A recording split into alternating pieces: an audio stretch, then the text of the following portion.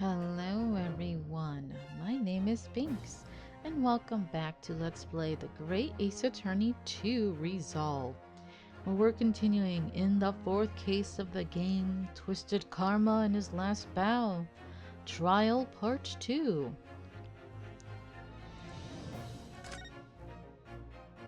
So, like I said last time, I'm trying to squeeze in recording some sessions before I return to work. As I'm speaking right now, it's Saturday, end of the month. Thanksgiving has just passed, and I start work on Monday. So I think I'm only going to be able to record 2 today. So this is the first one, and then one more. So I'm probably only going to have 2 videos for this week, this coming week. And after that, we'll see. We will see if I'm able to do only 2 a week, go back to 3, or if I'll need to take a break, like I said before, because of my my arm and my hand getting worsened again, worsening due to going back to work, because it really has not fully recovered. But my medical leave has ended, so I had to go back to work. And you know, gotta make money, and couldn't find another job despite applying to multiple. Nobody wants me. It's hard out there. Anyway, wish me luck, y'all. Let's continue on then. We had the big twist last time that I pretty much had already kind of was like zooming in on, figuring out that Gossip is potentially, I think he is the missing guy from the prison, Vigil.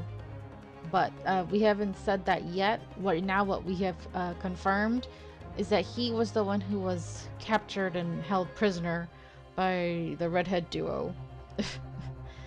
And gosh, that French guy, that French redhead, very violent. He got some issues, man. Strangling people and dragging them around and leaving a big ring of bruising on their neck. Like, dang, bro, calm down. You need some anger management. Anyway, so far, no problems with the voice for Gossip, so I'll keep doing it. I have not seen any comments or complaints about my horrible attempts at the the accents for the other 2, so I'll keep doing it. I do have a lozenge in my mouth because yet again the cough has returned. I do think I definitely have like a long COVID going on here, so I think the cough is just always gonna come back, probably. It's like a long-term effect thing going on. But they did say long COVID is not surprising that a lot of people are getting that, so just had to be the lucky one. So sorry about the lozenge. Might affect this quality of my sound for a few minutes, but I'm almost done. An undeniable ring of bruising indeed, and identical to that of the witness beside him. There is going on here. I've always had this, me. It's a birthmark, isn't it? Isn't it? No, that ain't no birthmark. Come on, bro. A birthmark, you say? I assume the reason you've been recalled to the stand has been explained to you? Something about an inspector again? But I'm telling you, you got it all wrong as usual. You're denying all knowledge of it. But of course I am.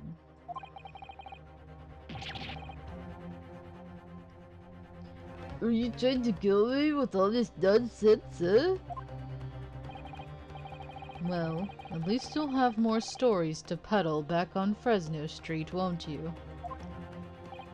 Now, we're going to need you to testify again. And you, Mr. De Rousseau and Mr. De Rossi. I'm sure you'll cooperate, won't you? Do we have any choice? We are in big trouble, eh, couple? That's quite enough dilatory chatter. Proceed with the testimony.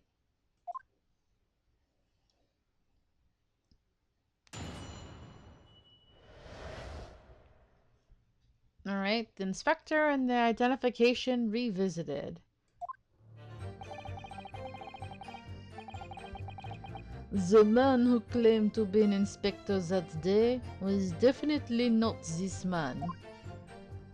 I mean, he does look similar, but also very different, right? So I don't know, man. What kind of disguise could change your face entirely? Who knows? Like, that's some mask. I don't know how you're doing it. There are, like, prosthetics and stuff you could do, but I don't know what you had access to back then. Is right, see? You think we would forget its grand lips, huh? Oh, so kissable lips. Oh, they're so scary. I will say, like, I remember, like, with Sherlock Holmes, he's actually very well known to be, like, considered a master of disguise, and Sherlock would often change his looks in order to, you know, go undercover and in order to investigate and stuff, and it was always kind of funny whenever Sherlock would do that in the books and in the movies and stuff. So, it's interesting, if that's what's going on here, which I'm like 90% sure is. You never leave Fresno Street, alright? I've no interest in any red-headed league. I'm all alone in the world, me. I've no kinfolk or nothing. Why would I be involved in something like that? Just look at me, huh? Does it look like I could carry off a disguise with a face like this? That face is your disguise. It would certainly appear that we have the wrong man. What have I been telling you, huh? There was no need for this pointless testimony. That's right, I'm just a simple peddler, remember? Fresno Street's all I know. How would I have come by a police inspector's identification book, eh? Well, yes, that's hard to explain, but unless he gave it to you, which is also sus. A brief examination, cross-examination, I think, counsel. Very brief. Uh-oh. Am I not allowed to press? Is this one of those? Isn't there anyone in this courtroom who thinks I might be onto something? I stand steadfastly at your side as always, Mr. Naruhodo. Thank you, Susato. Kazuma secretly. I'm with you, partner. I know you are. Secretly, deep down. You just can't say it. Because now you have to fulfill the rival role. Oh. Okay. You said brief, so I'm kind of worried.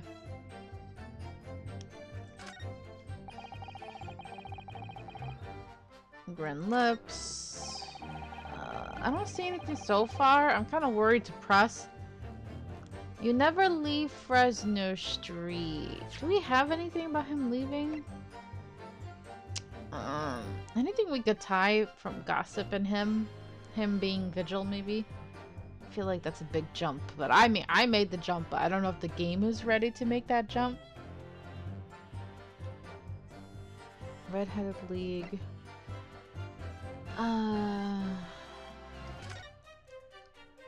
I don't know. I don't know.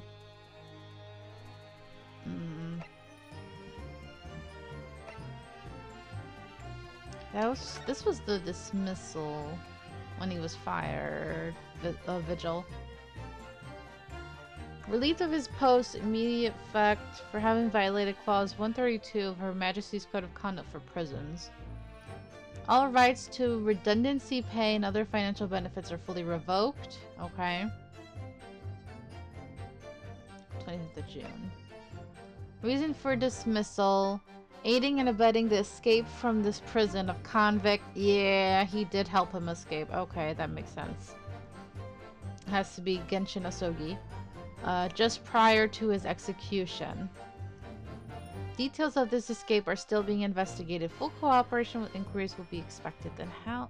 So he escaped, but then they still got him and executed him? I'm so confused about that.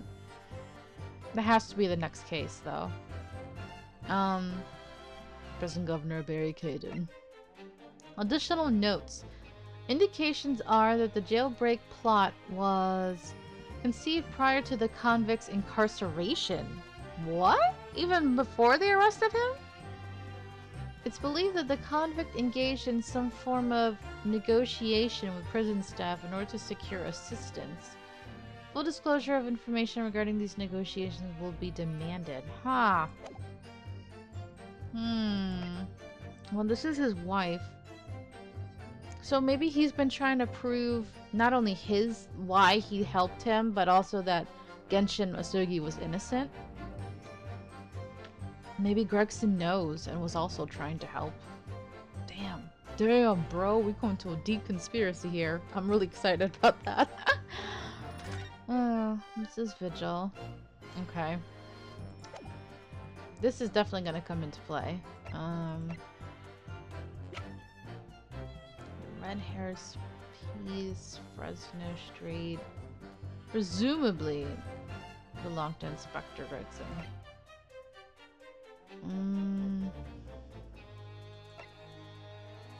Autopsy. Floor plan. Is there anything else on the notice board? No, we didn't get to really zoom in or anything. Just the handprint. Firecracker. Gregson's pocket watch. The identification. We already looked at. I mean, there wasn't anything else that really showed, right? It was just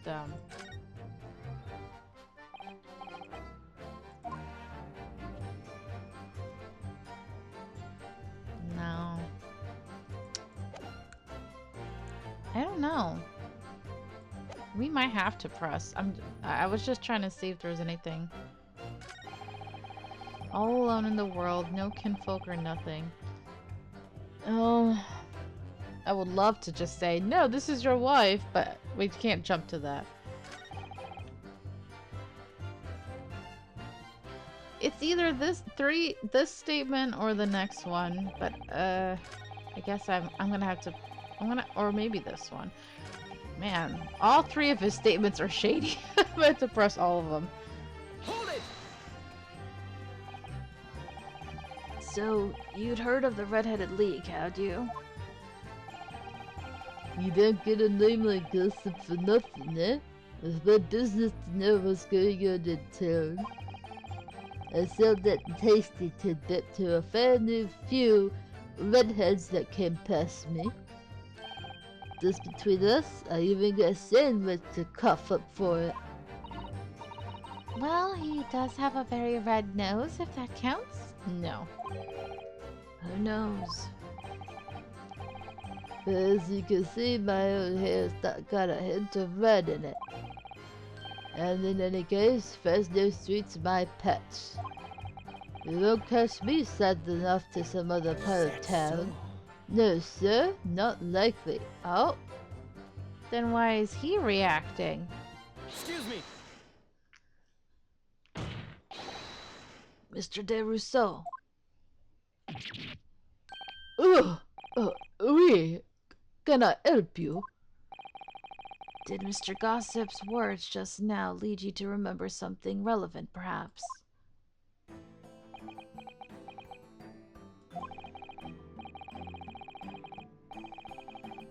It was the other day when I was looking for a place near the park. A small house or something. to be the headquarters of your Red-Headed League, yes. I visited an housing agent on Live Street, and there I saw him. This man was paying money to the agent. Liar! What? Mr. Gossip? With the housing agent? Oui. He had some kind of contract in his hand, and they were clearly discussing terms. But... No, you're mistaken, Tom. I've never left Fresno Street, me, like I said before. You've mistaken me for someone else. Someone with the same face. Oh, yeah, right. No, the couple is right. I remember it too. He was paying the man with the banknotes. With notes. But like I said, that wasn't me. I was curious why this man with the dirty clothes had such money. Had so much money. So I looked at the name on the papers. And what name was written? Mr. Gossip? No, has to be his real name. No, this man, he lies. He tells you that he has no name. But in fact, his name is Hugh Boone, huh? He's better than Mr. Gossip, I think, see? Aha, Hugh Boone. I knew it was you renting that room. No! I will put the tidbits of information, like I said, on Fresno Street, and that's that.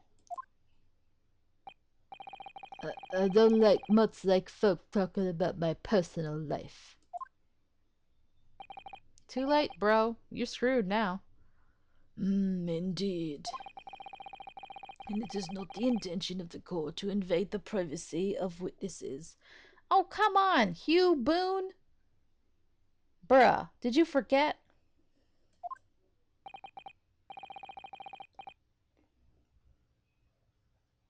Judge. I'm gonna smack you.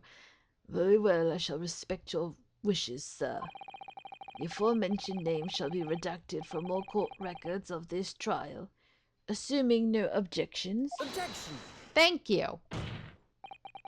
I'm sorry, my lord, but the defense does object. Because the name just mentioned has a very deep significance to this case. Good gracious, do you similarly object, Prosecutor Sogi? As it happens, my lord, that particular name has already been mentioned during today's proceedings. I'm surprised you already forgot. A little, unprofessional of you. Yeah. Perhaps you're going senile, Judge. No. I'm not gonna go after you, Judge, because I forget things too. I get it. Although, honestly, the difference here is that I am recording this, you know, a week at a time, like several days apart. Whereas you, Judge, this is all happening within like a couple hours. Like, come on now. Oh, that's funny. Well, I never. In what capacity? Hugh Boone. The name of the leaseholder of the room. Let me put this very simply. The victim's body was discovered in your rented room.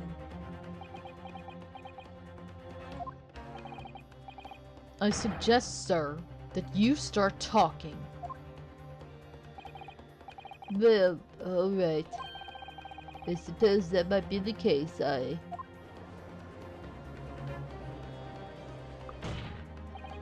So that's why when you came into the room, you had no problem being all, somebody was, and just burst into the room.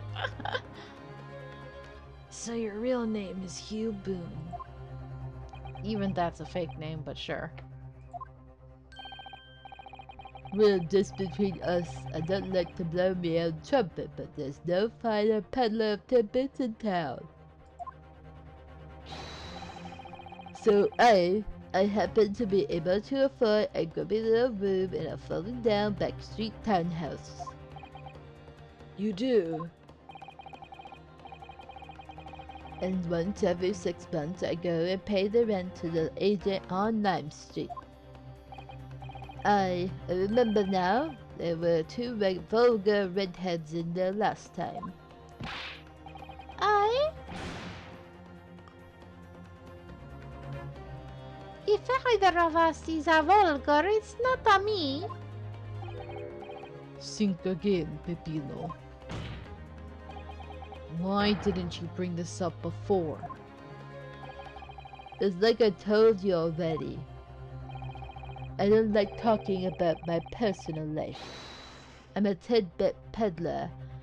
Titbit. Oh. Titbit. Instead of tidbit. Okay. Tidbit peddler as far as everyone else is concerned. No fuss. You will update your testimony to include this most surprising revelation, Mr. Boone. If I must.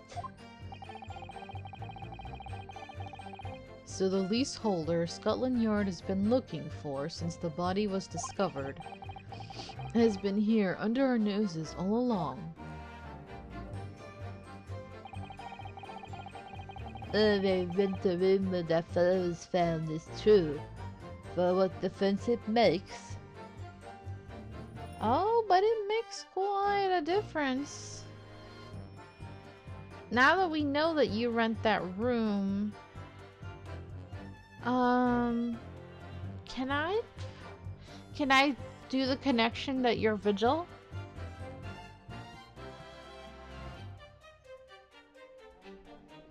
Hold it! So, you live in that room, presumably, do you?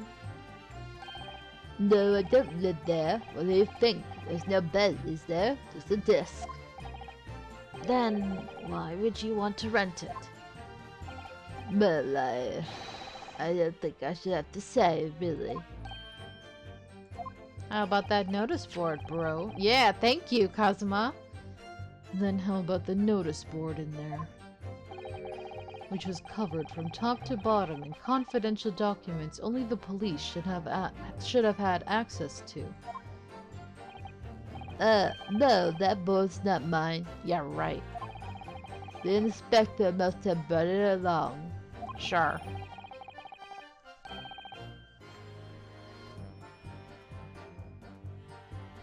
It's only the other bits and bobs that belong to me. The desk and the chair and that. Oh, but at least now you're admitting that means that the picture frame is yours, right? The picture and the picture frame. People don't generally carry enormous notice boards around with them. The real question is, why was Inspector Gregson killed there, in your room? But obviously, I've not the faintest idea. Yeah, right, bro. You know how shady you look? I mean, it's causing me no end of bother, to be honest.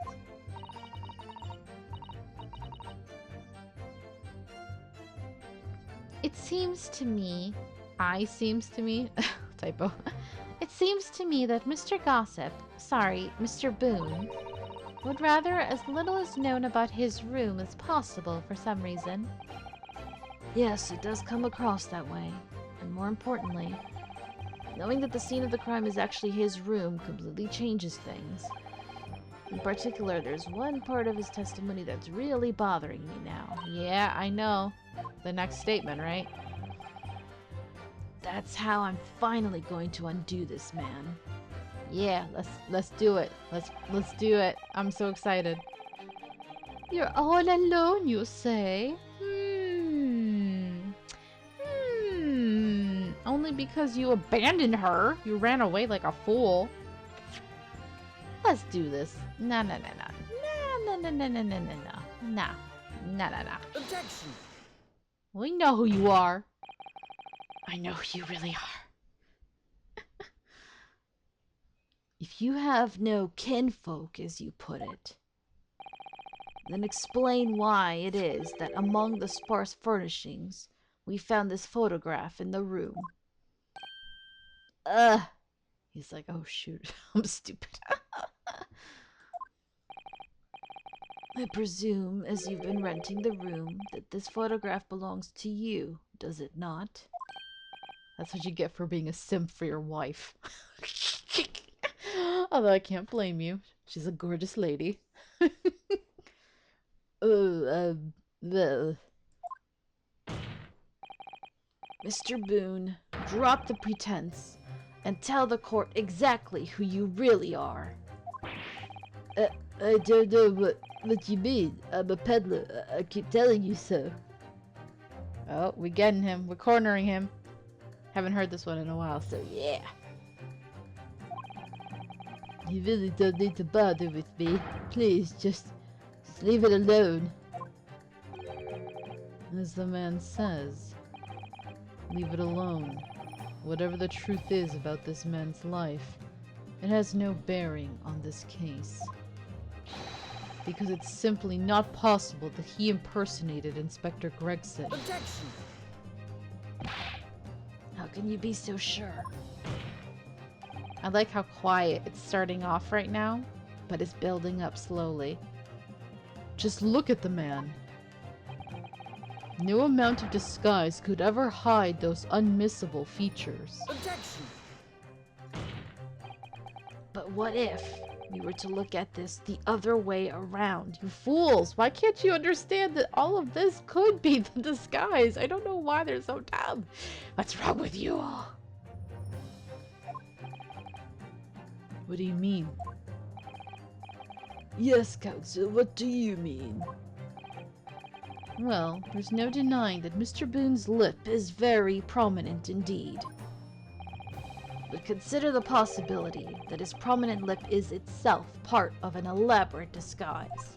I mean, that's some plus A+ makeup and disguise skills. I don't know if Sherlock himself taught you.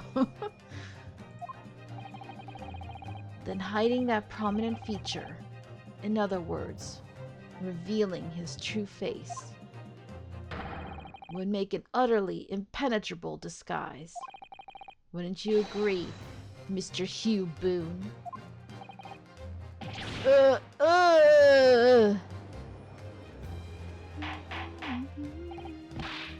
Good. Witness, are you still hiding the truth from this court? How many names do you have, sir?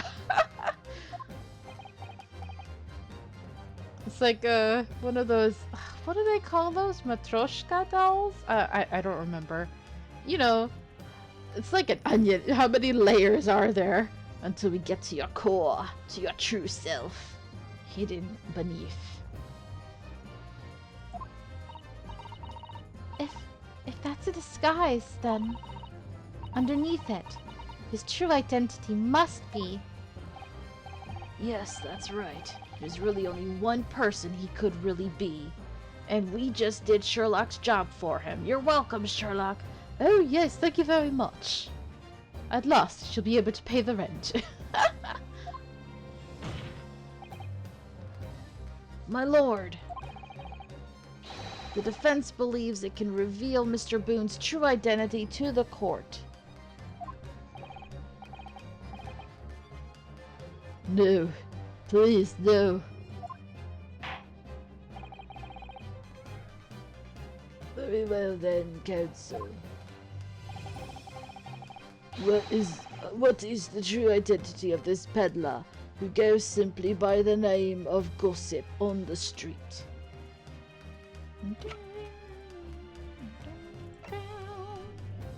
I mean, you do look very different, and yet the similarity is there. Let's go. I'm excited. Take that! Now the connection to the Professor case truly shall begin. Your real name is actually Mr. Vigil, isn't it? Mr. Daily Vigil. Yeah! I don't recall that name, Council. Who is this Mr. Vigil? It's a name I encountered yesterday, my lord. It has to do with a certain client of Mr. Sherlock Holmes. A young gentlewoman came to the detective asking him to locate her missing husband. The woman in this photograph, in fact. This is Mrs. Vigil. What? From what I understand, you haven't returned home since the night before the inspector was found dead. That timing is sus, bro. But of course, on that night, you were being held captive by the two red-headed League men. And last night, you were put up by the prosecution service in preparation for testifying in this trial. Because we'd been led to believe that you, Miss Venus, and Mr. Sandwich were all homeless. Being important witnesses in this case, we needed to know where we could find you, of course. Ah. And that explains why you've not only been unable to return home, but also unable to contact your wife. She's been beside herself with worry, waiting for you at the Vigil residence. No, just you hold on a minute. Hold on a minute, I don't have the first idea. What I'm talking about? Really? That was a new pose for him. New look. It's a simple enough matter to confirm my suspicions. All we have to do is pull off that disguise. No, please. Bailiff, bring soap, a sponge, and a wash bowl at once. Oh? Is it something? I mean, yeah, we could wash off the dirty part, but like the lip. How do you take off the lip? What is the lip made of? I'm so fascinated. The part of me that always wants to do cosplay, even though I never really was good at it or learned or anything, it's like how did you do it? What is it made of? What is it, like an actual mask? Is it like a gelatin mold? Like what do you have on you? Mr. Derusso and Mr. De Rossi, you will restrain the witness. Oui, my lord. See, my lord. Making them do the work. Hey. No, stop, get off. No. Hey, even his hair looks different. Oh, fake lip came off. They got him. Oh, that easily? Now your hair is nice and your face is all normal. Oh, but the nose. What about the nose? Come on now. How did the nose? That's the actually the lip is understandable, but the nose is the part that I'm like, whatever.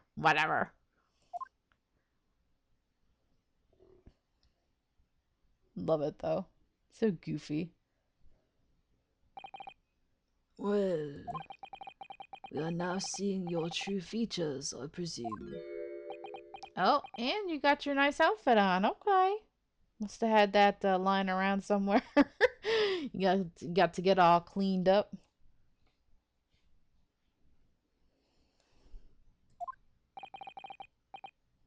Lift your head, sir, so the court can see your face. Your duplicitous face.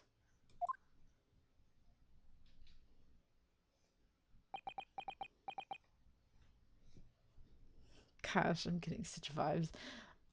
He really does remind me. This just reminds me so much of Mask the Mask. Oh, the whole Mask the Mask thing. Really. I wonder if that's the inspiration here. Interesting. It would appear that the defense counsel's assertion was entirely correct. This has all been a very elaborate deception. So, witnesses, tell the court. Have you seen this man before? I don't believe it, but... See, there is no question. This is the inspector we saw in the park. Extraordinary.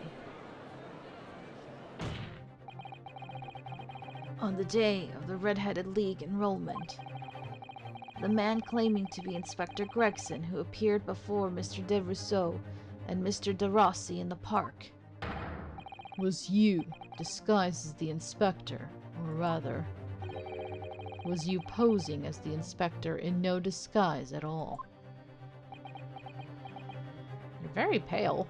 Are you okay? I mean, it's just your normal complexion, but like, I don't know if the paleness is also because you're not doing too well. Mr. Vigil was formerly employed as the chief warder at Barclay Prison. The chief warder? Then your career had promise. Why, you would quite possibly have become the future governor of the prison. What on earth have you been doing peddling tittle-tattle on Fresno Street? Well, it's been 10 years since Mr. Vigil worked at the prison. 10 years. Oh, Kazuma. Uh-oh. Are we gonna set him off?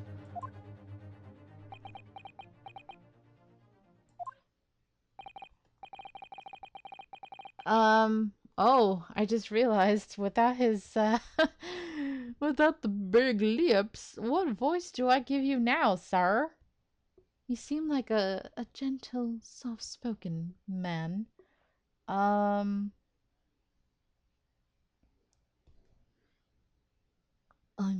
dreadfully sorry about all of this. Yes, it's true. I am Daily Vigil. And you were the chief warder at Barclay Prison 10 years ago. So, where did Mr. Hugh Boone come from? Boone is the other me. It's a name I invented. Well, evidently there is a great deal under the surface here. I'll explain everything. I'll tell you just how wretched my life has become.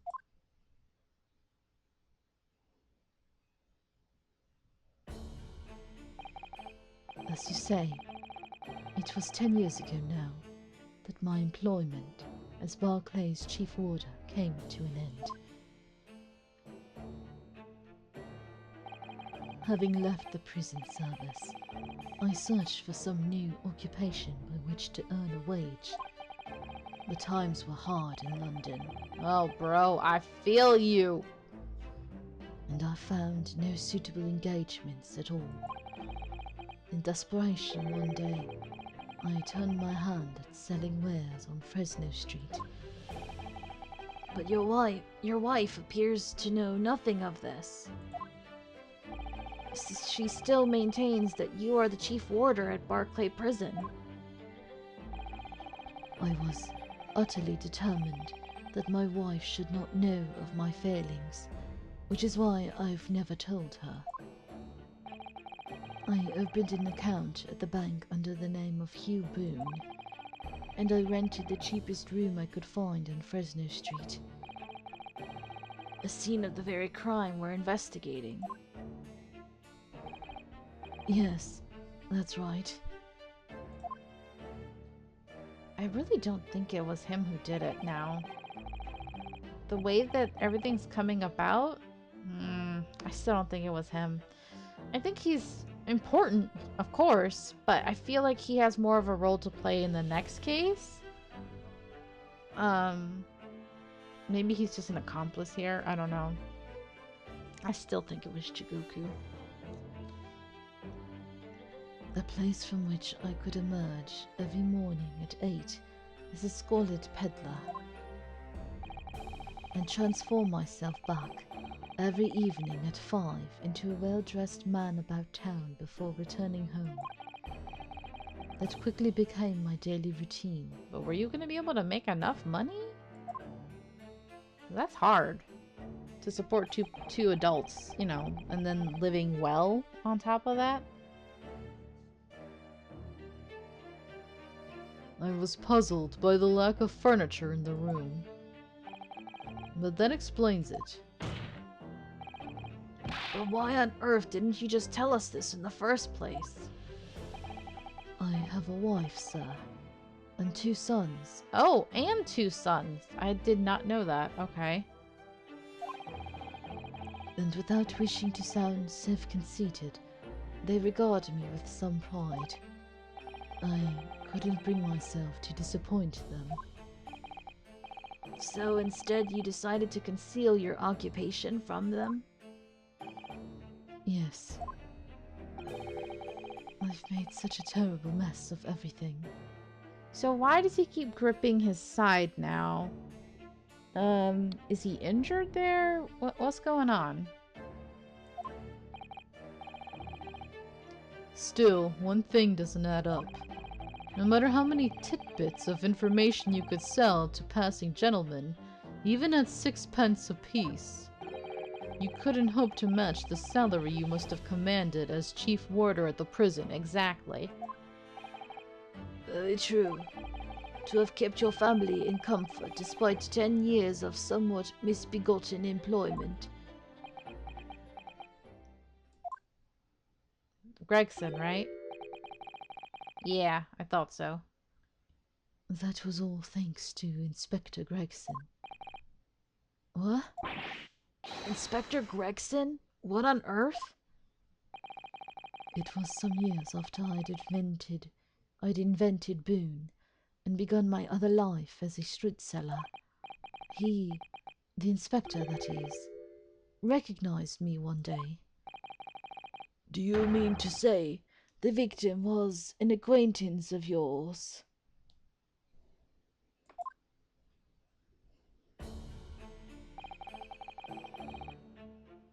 I knew him from my time working at the prison. This is cool. This image and the music and all that, very different, very interesting.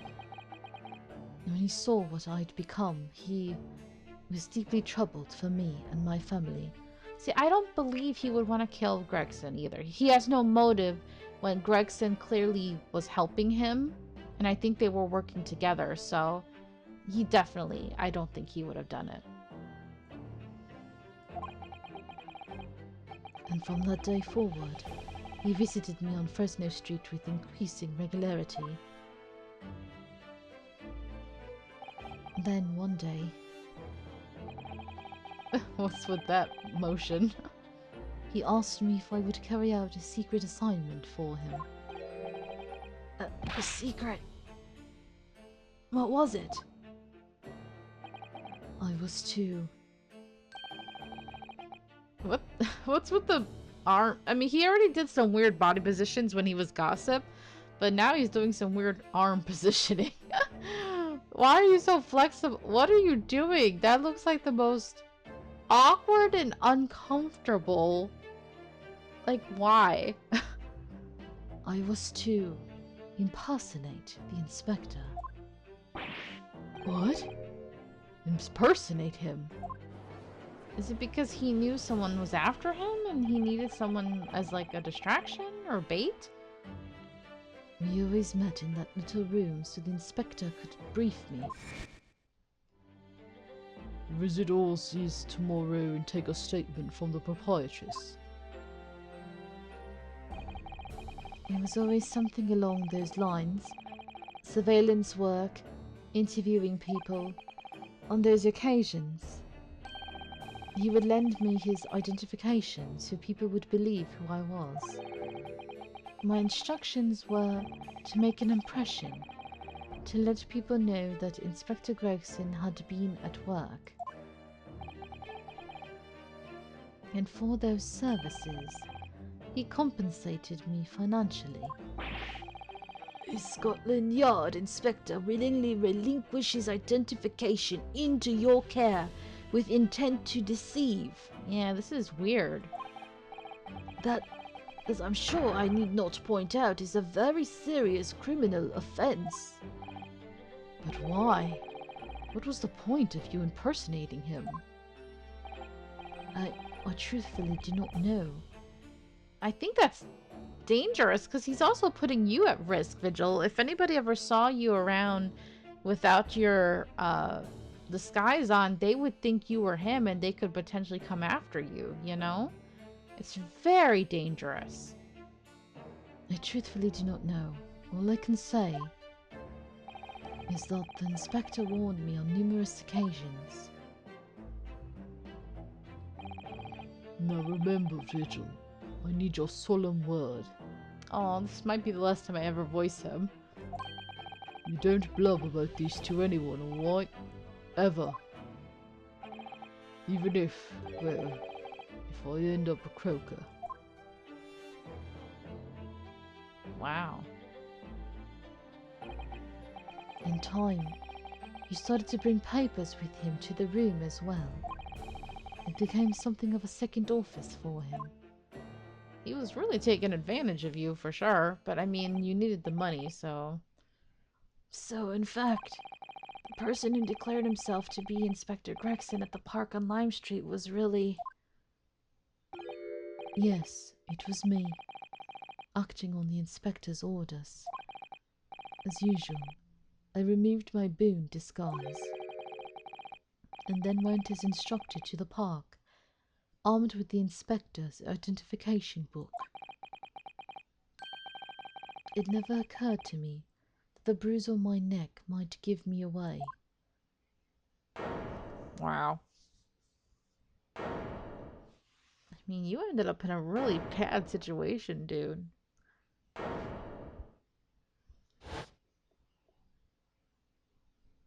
Phew. Damn.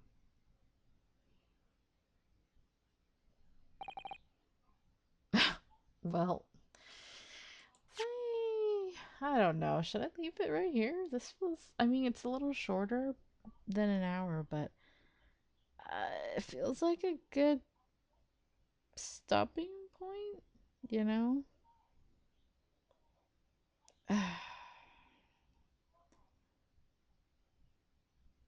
don't know.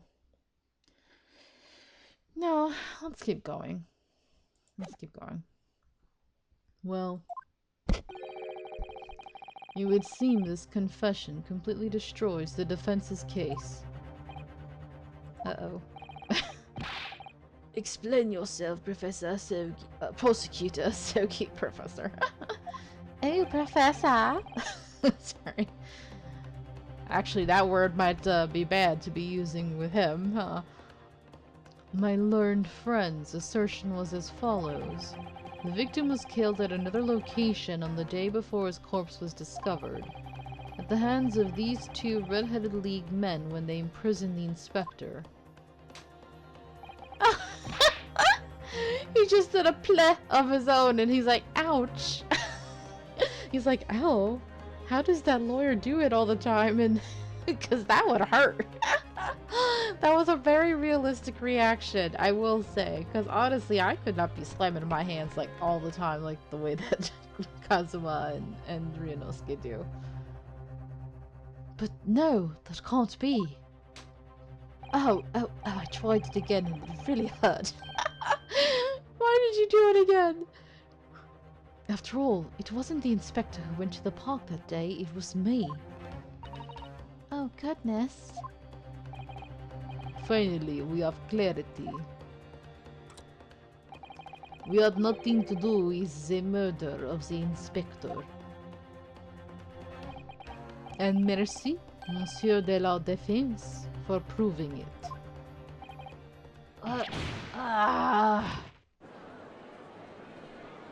Yeah, this is...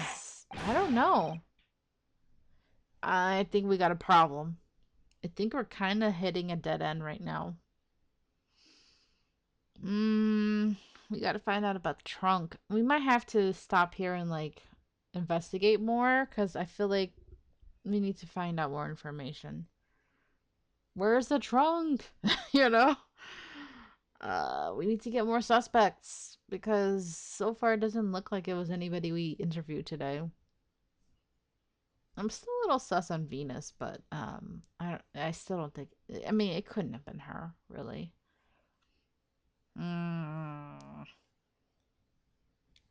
Order, order, order. Indeed, it would appear that we have reached a de facto conclusion of sorts. These witnesses had no involvement in the murder of the victim. The only other person introduced in this case, other than like Jigoku, who I was sus on, because of the trunk, would be Barry Caden. Though I don't know why he would kill the inspector. The only connection I'm seeing is to Vigil. You know? And he seemed to care? So I just don't see him as a potential murder, unless something else happened that we don't know yet. And he's a big guy. I guess he could be strong enough to carry a body inside of a trunk. So yeah, maybe him or Jigoku. But timing-wise and getting around and everything, it would make sense if it was Barry, I guess. Those are the only two people I'm kind of thinking it could be at this point. These witnesses had no involvement in the murder of the victim, as proven, somewhat ironically, by the defense. Ugh. Finding the truth hurts sometimes. I hereby call an end to the cross-examination.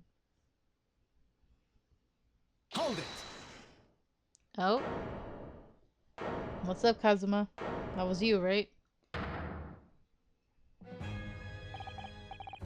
Oh. Your amazing music. Pardon me, my lord, but with your permission, I would like to pose one further question to the witness. Kazuma? What question, counsel?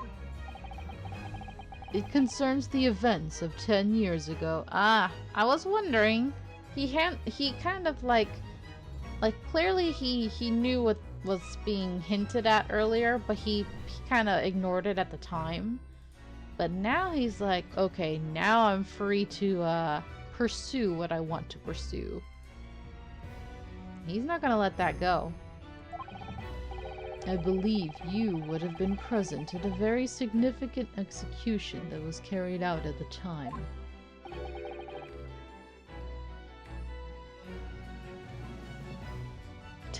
Years ago. Uh-oh. The execution of the professor, Genshin Asogi. I want to know exactly what your involvement was. Oh. Answer me, man. One moment, counsel. Is this related to the current case? It might be, honestly. Distantly. We haven't really talked about it yet, but maybe. Naturally. It is the prosecution's belief that this case and the events of 10 years ago are inextricably linked. Does the defense concur, counsel? Kazuma. You're not yourself. You're not as calm and collected as usual. Poor Kazuma-sama. No wonder he's acting this way. Mr. Vigil's memories of what happened 10 years ago would tell the tale of Genshin Asogi's last moments. His own father. I know. I do understand that, but even so... Are you gonna lie for him or not? Prosecutor Asogi. Do you genuinely believe that this question requires an answer in order to learn the truth behind Inspector Gregson's death?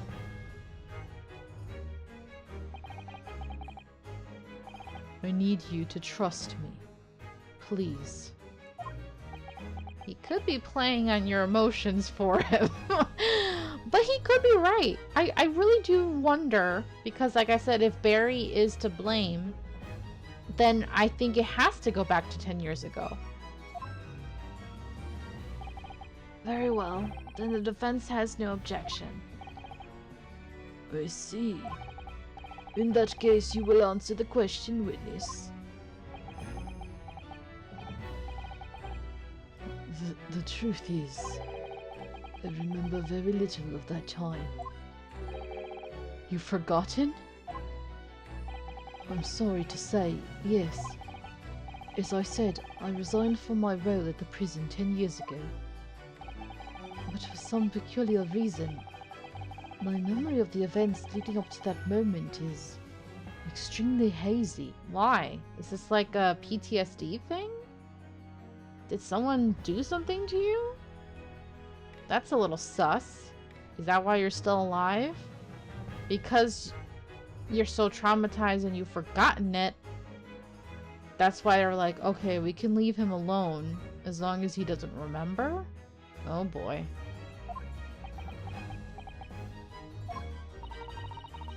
Does that night strike you as strange, Mr. Naruhodo? Sorry? Well, 10 years is a long time. But to have forgotten the reason why he left such an important job. Yes, you're right. And not only that, Mr. Vigil's claim contradicts what we already know. The human spirit is a fragile thing. It's broken all too easily. Which is why we have a tendency to wrap it up for protection. Yeah. I think it's, like you're saying, like a self-protection thing. That's why he's forgotten. That's some traumatic stuff happened back then, for sure. Sorry? The human spirit? I'm afraid I don't understand what you mean. He does look very fragile. When we experience pain and suffering that we feel unable to bear, we block it out, obliterate it from our memories, seal it away. And that's probably why you, Kazuma, also had lost your memories temporarily. That plus you got hit in the head or whatever. Well, they said it was your neck, but I don't know. But it never truly leaves us. If the seal is broken, the memories resurface. And when they do, that fragile spirit may finally be crushed. But I really don't... Kazuma-sama. But if it must be crushed, then so be it. Because the truth will not stay buried. It's coming out one way or another. Then you're gonna crush this poor man who might have been trying to help your father? I mean, yeah, the truth needs to come out, but that's pretty harsh. That's pretty sad. Right. Now I understand. It's clear what his intentions are. He means to expose the truth at any cost. Yikes. Perhaps if I pointed out the contradiction in what Mr. Vigil claimed earlier, it may cause some crucial memories to return to him. But should I? Oh, we're probably gonna help crush this poor man. But even if he's like initially crushed, maybe it will help him recover in the long term? I don't know.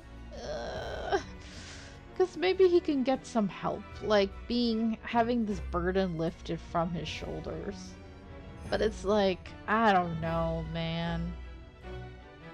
You need some therapy. I think he needs therapy done with with a professional, you know. Oh, this is rough. Should I present the evidence or not?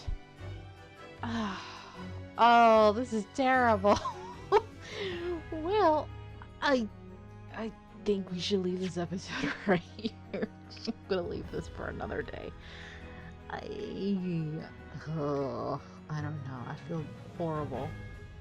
I don't know what to do. This poor man. I think I already know what I have to. I think we have to, but I don't know. Anyway, thank you so much for watching. Hope you're enjoying, and until next time, have a nice day.